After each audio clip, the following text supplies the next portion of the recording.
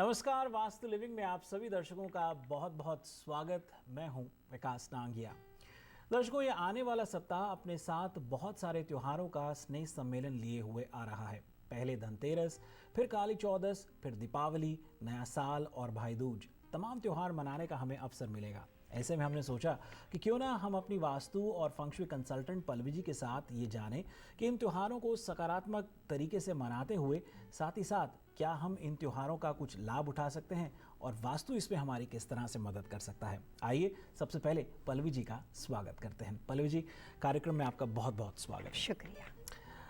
तमाम त्योहार एक के बाद एक बड़ा पावन अवसर है, जब शुरुआत धनतेरस से होती है और फिर सिलसिला भाई दूज तक चलता रहता है। ऐसे में बतौर वास्तु कंसल्टेंट क्या कहेंगी कि हम इस त्योहारों के मौसम का कैसे फ़ायदा उठा सकते हैं? जैसे हिंदू संवत्सरी के हिसाब से जब दिवाली आती है तो वो साल का सबसे आखिरी साल होता है जी। और जब नया यानी कि न्यू ईयर आता है तो उस वक्त नए साल की शुरुआत हो जाती है। जी।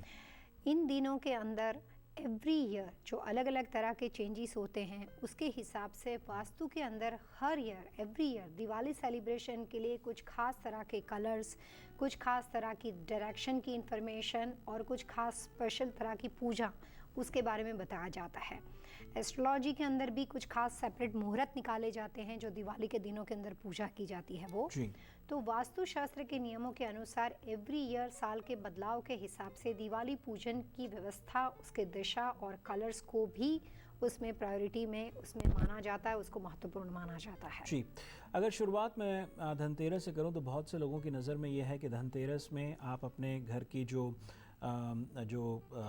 जो भी आपकी सेविंग्स हों और या फिर आपकी ज्वेलरी हो या इस तरह की चीज़ें को आप रख करके पूजा करते हैं। कुछ जगह चांदी के सिक्कों का महत्व है और स्टील के बर्तन या अलग अलग कुछ इस तरह की चीज़ों को, मेटल की चीज़ की खरीदारी करने का एक प्रश्न रहा है। लेकिन अगर हम वास्तु को जहन में रख करके धनतेरस से लाभ लेना चाहें, किस तरह से उठा सकते हैं? सबसे पहले दिवाली के इन पावन दिनों के अंदर पूजा करने के लिए घर के लिए जो अलग अलग कॉर्नर्स होते हैं जी। तो इस साल 2016 के कैलकुलेशन के हिसाब से, जबकि हिंदू कैलेंडर के हिसाब से 2017 यहाँ से शुरू होगा, लेकिन 2016 के हिसाब से दिवाली की पूजा के लिए सबसे आइडियल कॉर्नर को ईस्ट माना जाता है।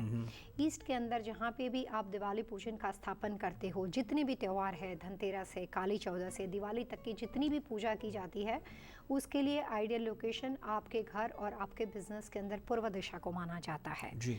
धनतेरस के लिए इस बार दिवाली के अंदर कुछ खास तरह का कैलकुलेशन बदल रहा है। ये कह सकते हो कि ये इस बार दिवाली बहुत कुछ ज़्यादा ऑस्पिशियस होने वाली है।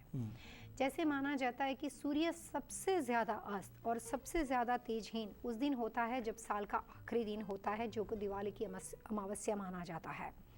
और सेम उसी पोजीशन के अंदर मून की जो पोजीशन होती है वो भी सबसे ज़्यादा अस्त कंडीशन में होती है। पूरे साल के दौरान पूनम और अमावस्या आती रहती है, लेकिन सबसे ज़्यादा अमावस्या का जो सबसे बड़ा दिन होता है वो होता है दिवाली का दिन।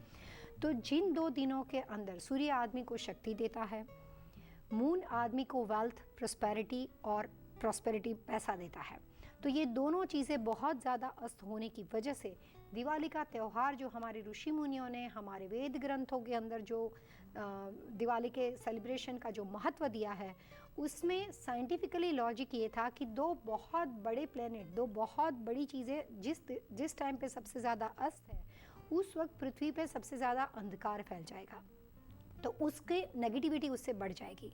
तो उसको पॉजिटिविटी में क्रिएट करने के लिए दिवाली के दिन सबसे ज़्यादा दिए जलाए जाते हैं, सबसे ज़्यादा रोशनी की जाती है। आर्टिफिशियल हर आदमी दिवाली के दिन ऐसा ही माना जाता है कि कभी भी घर में अंधेरा नहीं होना चाहिए, क्योंकि उससे घर में नेगेटिविटी और बढ़ जाएगी। तो हमारे जितने भी त्यौहार हैं वो सबके साइंटिफिकली बहुत ज़्यादा मतलब होते हैं। जी, जी। इस साल दिवाली का 11 साल के बाद सूर्य की पोजीशन जो वापस कुछ दिनों के बाद होने वाली है, उसके हिसाब से ये दिवाली मनाने का सबसे सिंपल 2-3 जो वास्तु के टिप्स है वो ये है कि धनतेरस के दिन जब आप लक्ष्मी जी की पूजा करते हो तो उसके साथ साथ लक्ष्मी और विष्णु की इस बार साथ में पूजा करनी चाहिए। जो कि उसको कपल मानते हैं, तो लक्ष्मी और विष्णु की साथ में पूजा करनी चाहिए। पूजा की जो दिशा है वो ईस्ट रखनी चाहिए और ज़्यादातर जितनी भी हो सके उतने ब्राइट कलर्स के अंदर, वाइट, सिल्वर, पिंक, मजेंडा, जैसे रानी कलर मानते हैं जो फ्लावर के साथ कनेक्टेड है, रोज से रिलेटेड कलर्स, तो ये कलर्स का मैक्सिमम उपयोग करना चाहिए। तो धनतेरस की पूजा के अंदर रेड कलर को इस बार की दिवाली में छोड़ के बाकी के आप सारे मैक्सिमम फ्लावर कलर और वाइट कलर का आप उपयोग कर सकते हो। और जैसे आपने धातु के बारे में अभी पूछा था, तो धातु के लिए चांदी की पूजा सबसे बेस्ट मानी जाती है क्योंकि उससे शीतलता मिलती है। तो सिल्वर की चीज़ों के साथ साथ आप अपने घर के अंदर धनतेरस के दिन लक्ष्मी और विष्णु की प्रतिमा को साथ में रखकर दिवाली का स्थापन ज़्यादातर ब्राइट कलर के अंदर रेड कलर को अवॉइड करके कर सकते हैं। जी, धनतेरस एक ऐसा पर्व जहां लोग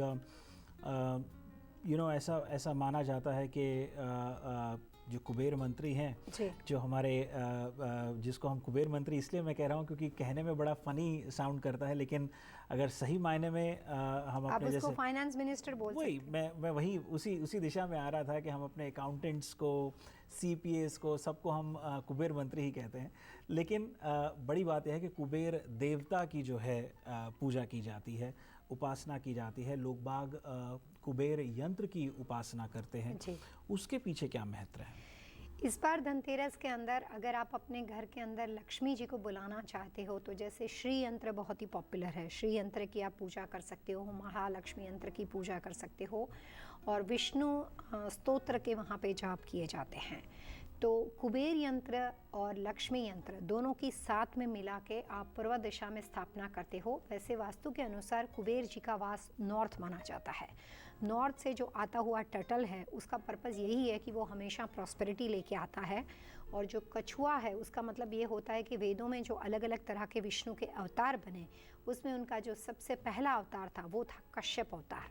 इसीलिए किसी भी और ज़ोडिएक साइन को ना रखते हुए टर्टल का सिंबल जो है वो लॉन्गेविटी, दीर्घायुष्य, मनी और वेल्थ की निशानी के साथ माना जाता है। लेकिन वो कछुआ नॉर्थ से आता हुआ होना चाहिए क्योंकि वहाँ से आता हुआ कछुआ प्रॉस्पेरिटी लेके आता है। तो दिवाली की पूजा के अंदर आप श्री यंत्र का उपयोग कर सकते हो, लक्ष्मी यंत्र का उपयोग कर सकते हो, कुबेर यंत्र की पूजा उपासना कर सकते हो। और इन दिनों के अंदर जैसे इस बार की दिवाली में मैक्सिमम घर के हर कोने में लाइट, वहाँ पे आप घर में ना भी रहते हो लेकिन हर कॉर्नर में आपको ज़रूर दिए जलाने चाहिए, लाइट करनी चाहिए। आप आर्टिफिशियल लाइटिंग कर सकते हो। उसी के साथ साथ खुशबू वाली चीज़ों का उपयोग करना चाहिए। लिक्विड चीज़ों का प्रयोग मैक्सिमम अपनी पूजा के दौरान करना चाहिए। तो ये 2-3 बातों को पूजा के दौरान अलग अलग टाइम पे हम लोग अलग अलग प्रेयर के बारे में भी इसमें बात करेंगे, लेकिन खुशबू वाली चीज़ें मैक्सिमम घर में उपयोग ले सकते हो। और पूजा के अंदर भी जिसको अत्तर बोलते हैं, सेंट बोलते हैं, या इस तरह की चीज़ों का आप उपयोग कर सकते हो। तो अरोमा प्रोडक्ट से इस बार दिवाली और ज़्यादा खुशहाल बनेगी। जी, धनतेरस के उपरांत काली चौदस और दीपावली की तो हम चर्चा करते आ ही रहे हैं। इस पर बातचीत दर्शकों जारी रहेगी, लेकिन एक छोटे से ब्रेक के बाद जाएगा नहीं। देखते रहिए vastu living.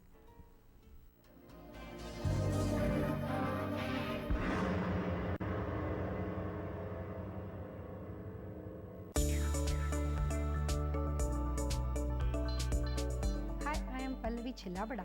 You are probably wondering why Vastu living is important. Vastu is not just about the construction of the home, but it's a complete lifestyle that regulates your home. Vastu Shastra is increasingly gaining popularity for its powerful and proven results. For more information, visit pallavichillavada.com. एक राह और सही दिशा